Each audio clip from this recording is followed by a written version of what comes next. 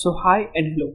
Welcome to our channel named Elva Exploration. My name is Sami and today we will going to learn how to extract a maximum element from max heap. Okay.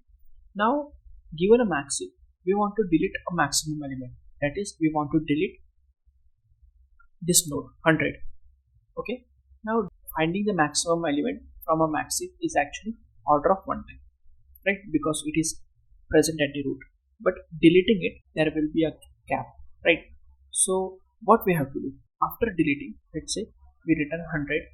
Now after deleting, we have to put the last element at the root. So here the node 5 is present at the last, so we have to replace it at the root. Now we have to apply max cp5 at the root. In the previous lecture I have shown you how the max cp5 function works. So let's say we are applying max cp5 function at the root. What it will do, it will first find which one is maximum among root, its left child and its right child. Now we found out that the right child is maximum, so it will swap with its right child. So 20 will come here and 5 will come here. Now again the max cp5 will be called at this node. Again we will calculate which one is maximum, root, left child or right child. Here left child is maximum, right? So we will get swapped with its left child. So 10 will come here and 5 will come here, right? Now we can see that finally we got our max heap after extracting the maximum element. Okay, so in this way we extract a max from a max heap. Now let's see the pseudocode. Here I have named the function as heap extract max and pass the array 8.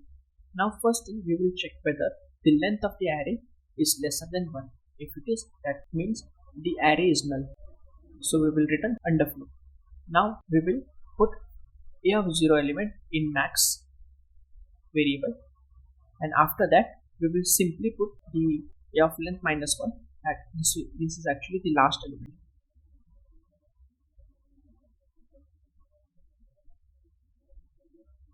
Okay, in a of 0 place. After that we will decrement the length because we are deleting the root and replacing it with last node.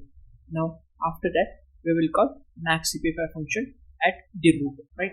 So and after that we will return max. Now this function takes log n time and all the statements are taking constant time.